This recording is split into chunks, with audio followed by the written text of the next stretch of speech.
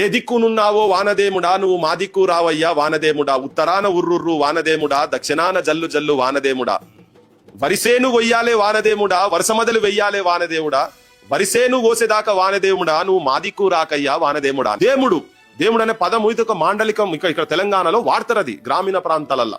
నీకు నీ దగ్గర ఉండొచ్చు, నేను నిన్ను క్రిటిసైజ్ చేస్తలేను, కానీ you don't have right to criticise our language. మా మాండలికాన్ని నువ్వు ఎట్లా క్రిటిసైజ్ చేస్తావు? ఒక్కొక్క దగ్గర ఒక్కొక్క తీరుగుంటది. నువ్వు విడాకులు అంటావు, ఈ ఆకులకు విడుకు దీనికి సంబంధం ఏంది? ఒకవేళ అట్లా నెగటివ్ గా మాట్లాడాలనుకో, ఏం ఆకులు, దేనికి ఆకులు, ఏం పట్టుకునే ఆకులు, అవి ఏంటి అనొచ్చు కదా.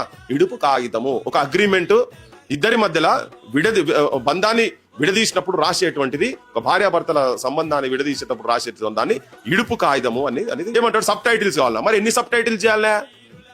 మన భాష మీద అంటారు. మరి వాళ్ళ దగ్గర రాసింది జోరుగా హుషారుగా షికారు పోదమా, జోరు ఊరిదే హుషారు ఊరిదే షికారు. ఈ చర్చ తెలంగాణ ఉద్యమంలో చాలా జరిగింది. నేను మొన్న మా తెలంగాణ మూమెంట్ అప్పుడు ఒకసారి ఏదో మాట్లాడుకుంటా, ఎవడో ఉండి ఏదో మాట్లాడుతుంటే ఈ మజ్జిగ అన్నాడు. ఏంద్రా గజ్జిగా అంటుండే ఏంద్రా అని, టీవీలో వాడు ఏదో గజ్జిగా అంటుండే ఏంద్రా అని.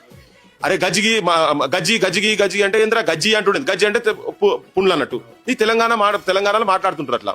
అరే గజ్జి కాదు అది మజ్జిగ అని. ఇదే మజ్జిగ రా నాయన అని. మన సల్లా పెరుగును గజ్జి లెక్క మజ్జిగ చేసినారు రాని సల్లా అంటారు మన దగ్గర.